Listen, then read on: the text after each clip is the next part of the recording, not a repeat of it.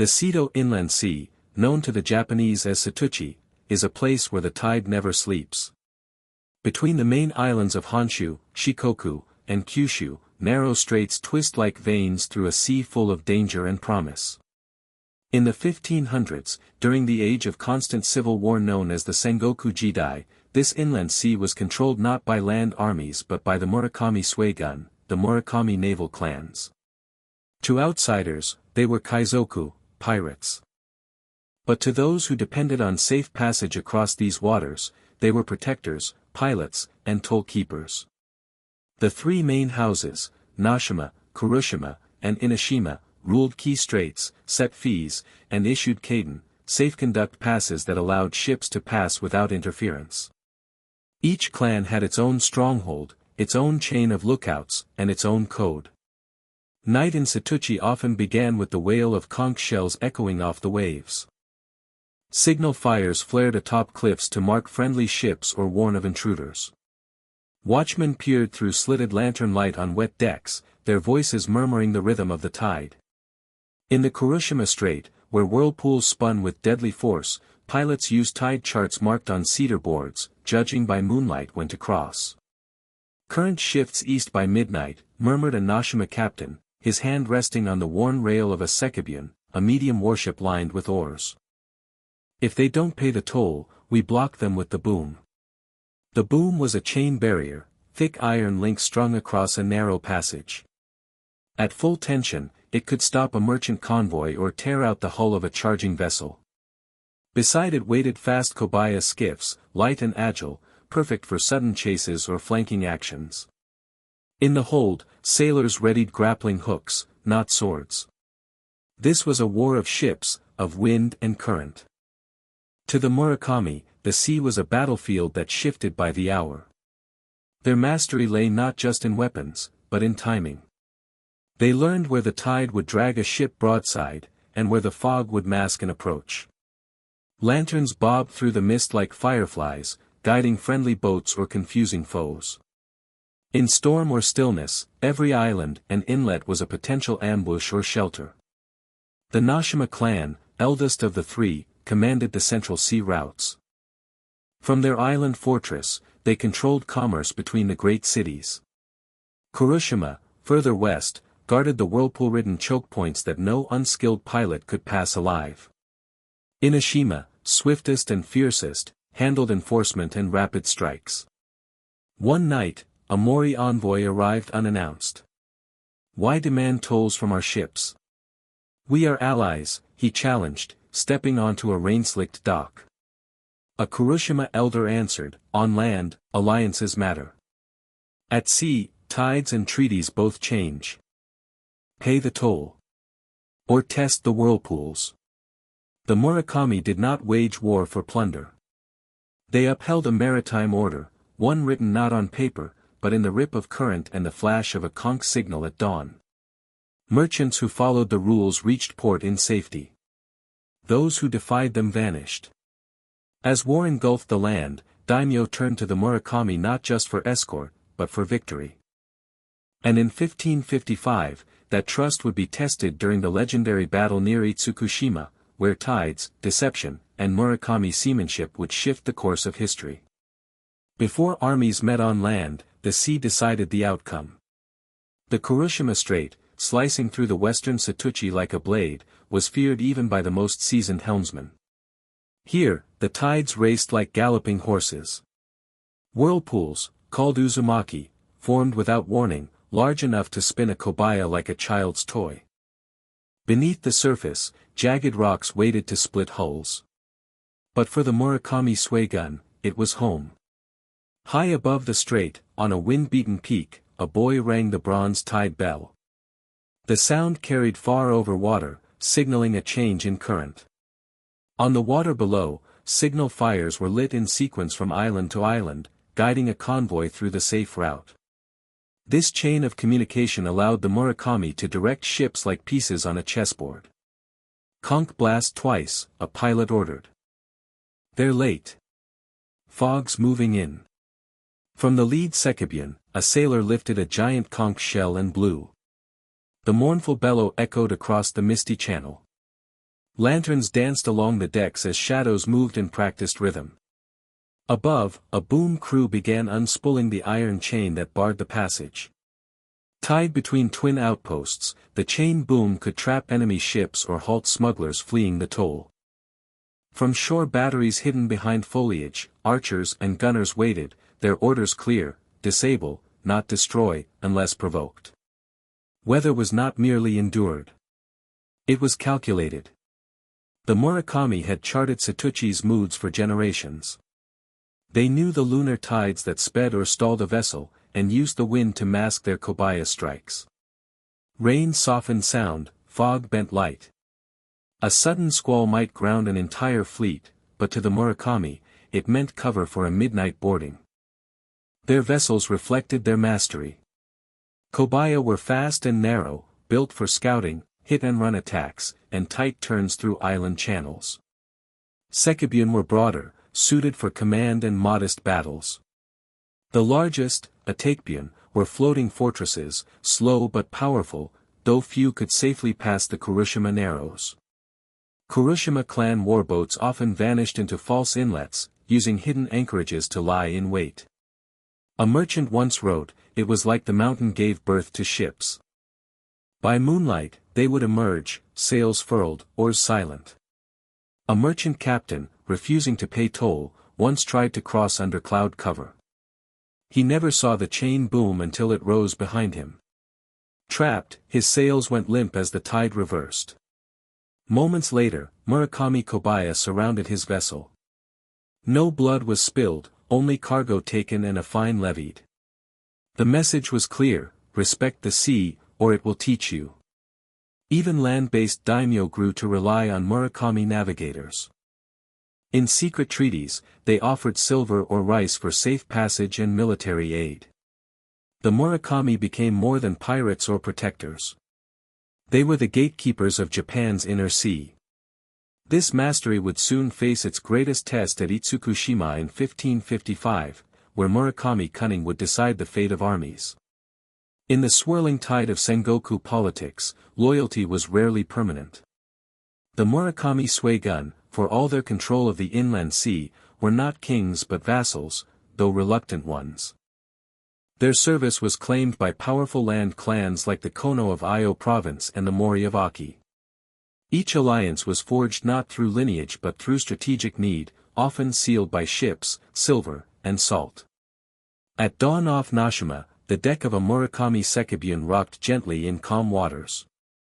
Lord Murakami Takeyoshi, head of the Nashima house, stood in negotiation with a Kono envoy. "We offer grain and arms for passage through your straits," said the envoy, offering a scroll. Takeyoshi replied, "Safe passage is not bought once, but kept with respect. Tell your master, the tide does not wait." In return for loyalty, the Murakami received privileges, but also inherited their patrons' enemies. Rival clans saw them as opportunists. Merchant guilds branded them as extortionists. To some, they were protectors of the sea lanes, to others, little better than bandits in armored boats. It was not uncommon for a Murakami ship to escort a rice barge through treacherous waters in the morning, and seize a toll evader by sunset. The Mori, seeking to expand their influence, secured the Murakami allegiance in the mid-1500s.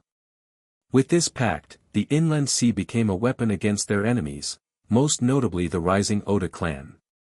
But even within the Mori domain, tension simmered. The Murakami were proud, independent, and did not hesitate to challenge orders they deemed foolish. In one council, a young Mori commander accused Kurushima captains of withholding ships. "We will not sail blind into a storm for your ambition," a Kurushima elder snapped. "We are pilots, not pawns." The chain of command bent, but did not break.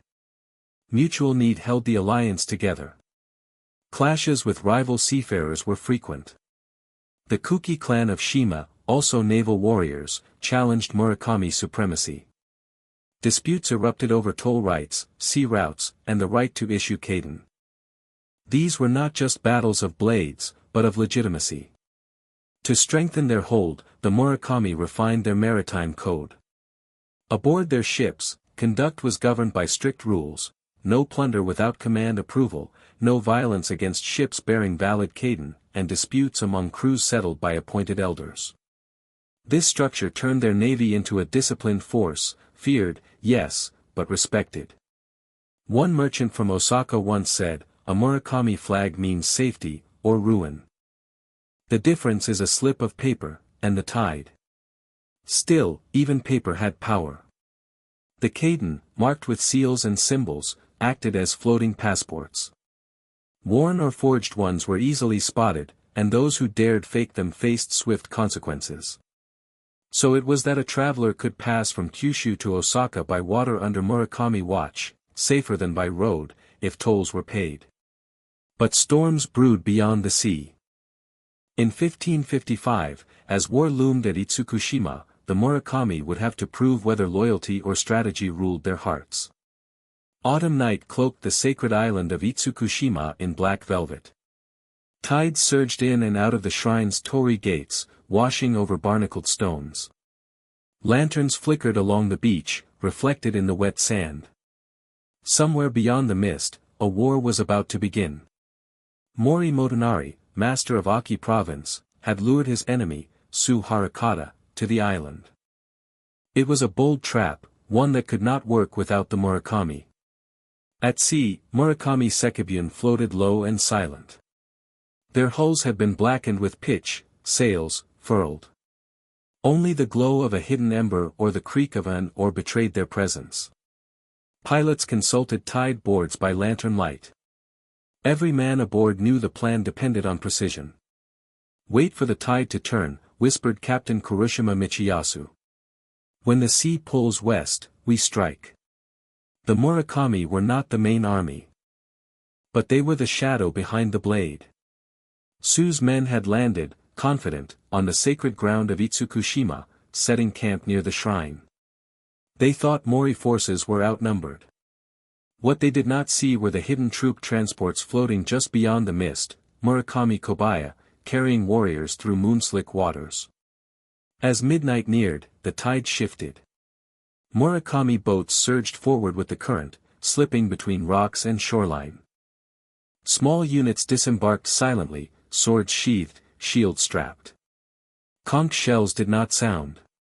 Drums did not beat. At dawn, the attack began. Mori warriors charged from the forested slopes.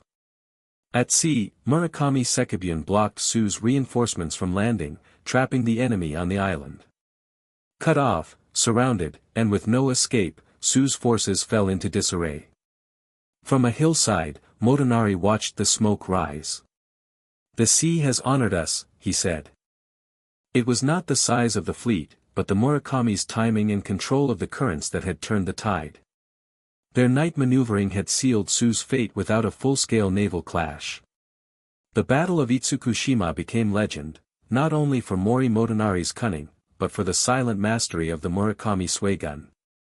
They had proven that in Japan's age of war, a fleet with no banners could win battles with no noise. In the wake of victory, the Mori tightened their grip on western Japan. And the Murakami, pilots of tides and shadows, rose as the undisputed lords of Setouchi. To travel across Sengoku Japan was to risk thieves, floods, and rival warbands. But by sea, under Murakami protection, there was order. The Seto Inland Sea became a toll road of water. The Murakami issued kaiden, documents of passage that bore clan seals and recorded the ship's name, captain, and cargo. For merchants, a valid kaiden was as important as sails. "No pass, no peace," a Kurushima watchman would say. The tide favors the honest.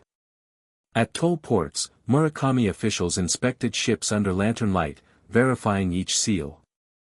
Payments were made in coin, rice, or goods. In return, the Murakami offered not only safe passage but protection from storms, pirates, and even rival lords. Their kobaya often guided merchant vessels through dangerous straits, using flags and fire signals to coordinate movement. Peace at sea required more than discipline, it required trust. Each Murakami house kept strict ledgers of traffic. Violations were recorded. Disputes were settled by sea elders. Repeat offenders faced fines, confiscation, or expulsion from the routes entirely. The system was enforced with both justice and speed.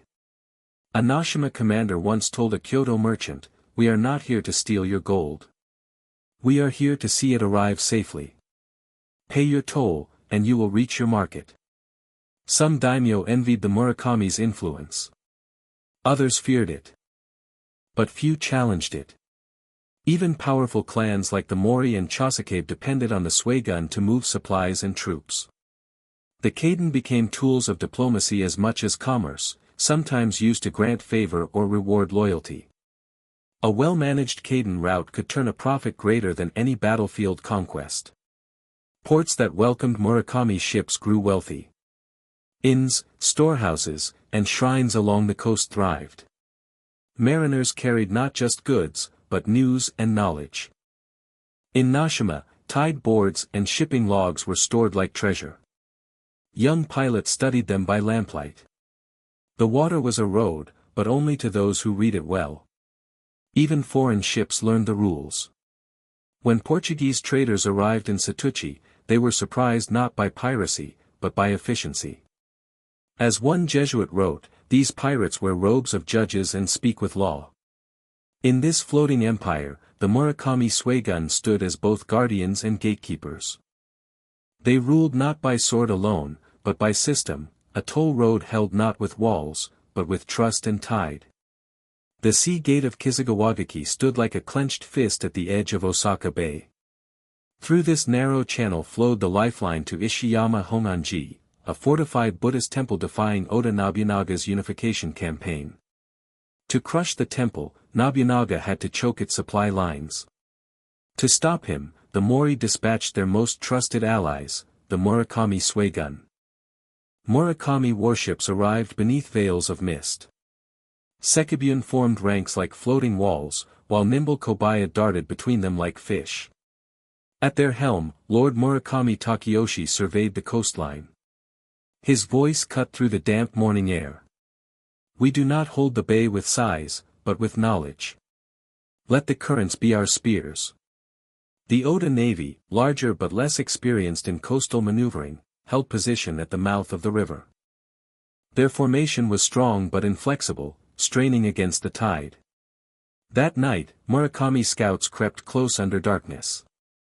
Fireships, loaded with oil-soaked straw and kindling, were set adrift with the outgoing tide. As flames licked the hulls, the wind shifted west. A lookout aboard an Oda vessel cried out too late. "Fire on the water! Cut the moorings!" Too slow. The burning hulks drifted into Oda lines, igniting sails and splashing sparks across decks. In the confusion, Murakami kobaya swept in from multiple angles, slashing ropes and hammering hulls with flaming arrows. Morning revealed a fractured blockade. Smoke drifted above the bay as half-sunk ships listed in the shallows. From the ramparts of Honganji, monks rang the temple bells in triumph. A line of Mori supply ships passed through the breach unchallenged. Nobunaga's men were stunned. The Murakami had turned tide, wind, and fire into weapons. But it was not without cost. A Kurushima captain, mortally wounded, whispered to his second.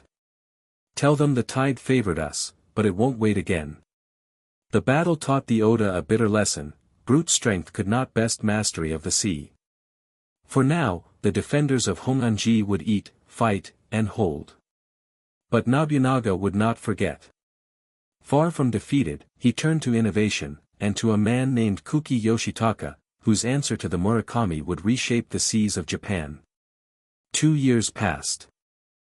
The tides had changed, but so had the enemy. Oda Nobunaga, furious at his navy's humiliation in 1576, had turned to innovation.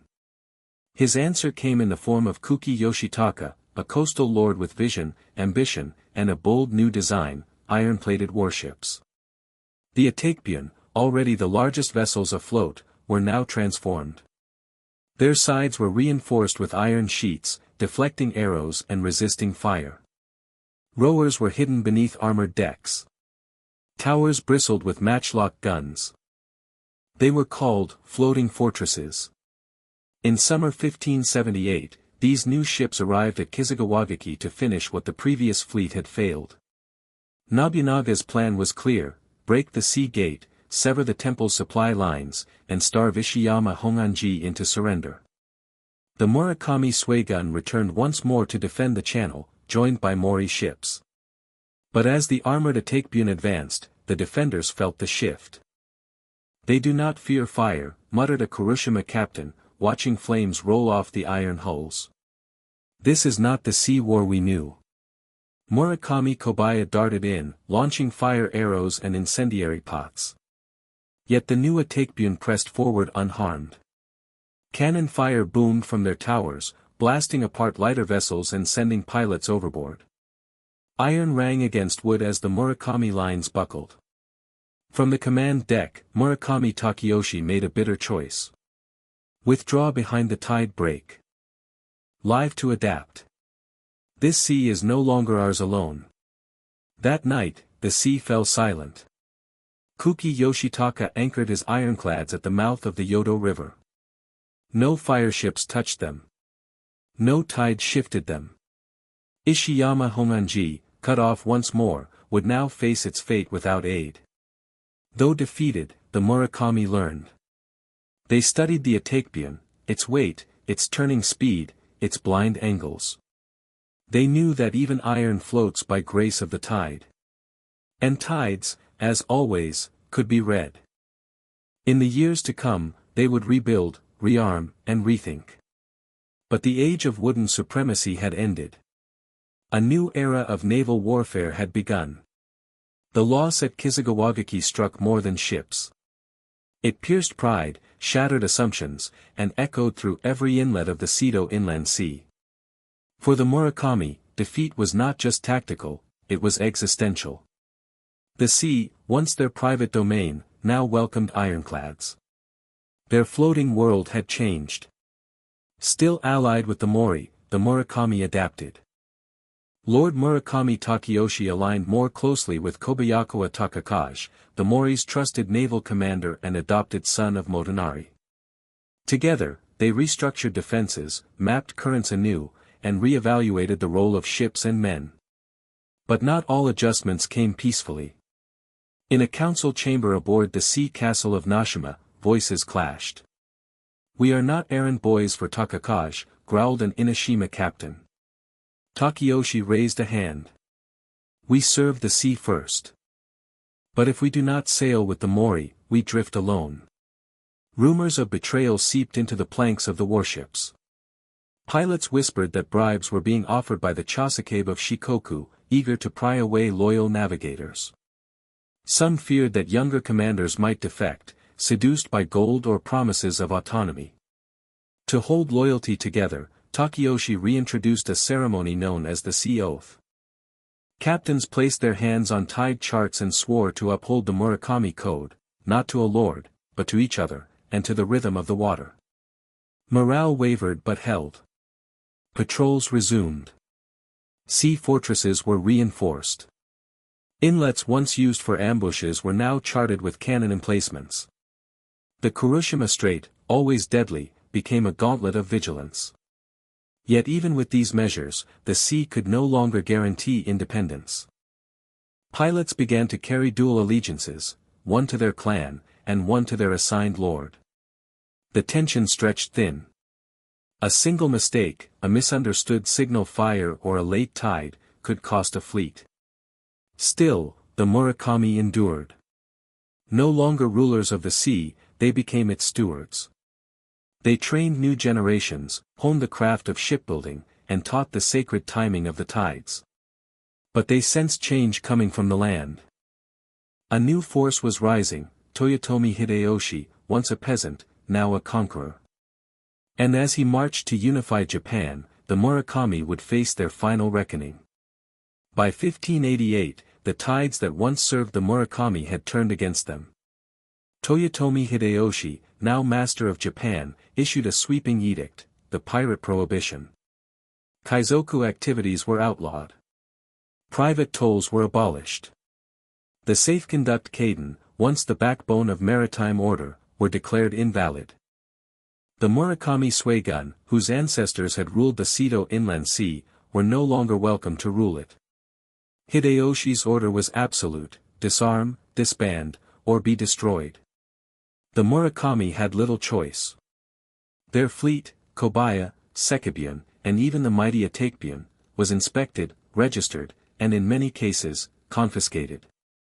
The chain booms were dismantled. Watchtowers extinguished their signal fires. Some resisted quietly. A few commanders vanished into the fog, becoming true pirates. But most Murakami leaders chose adaptation over extinction. Branches of the three great houses found new roles. The Nashima lent their expertise to the shogunate as coastal guardians. Kurushima shipwrights became invaluable in designing merchant fleets. Inoshima pilots served in Hideyoshi's Korean invasions, their sea knowledge still unmatched.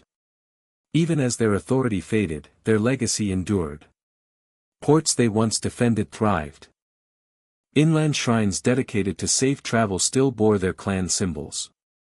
Place names like Murakamibana and Suegun no Yura marked their old haunts. In tide-worn scrolls, young sailors traced their routes. In coastal villages, elders told tales of sea lords who rode whirlpools and read the wind. A retired pilot once said to his grandson, "We were not pirates. We were the law of the sea. The wave bends to no man, but we learned to ride it." The unification of Japan came not just by sword, but by sail. And no power, not even the Toyotomi or Tokugawa, could have ruled the seas without the charts, customs, and discipline forged by the Murakami Suigun. They vanished from history as rulers, but not as legend. Their legacy drifts still on the Seto breeze. Thank you for watching this journey through Japan's maritime past. If you enjoyed the story of the pirate lords of Murakami, please like, comment, and subscribe for more historical legends.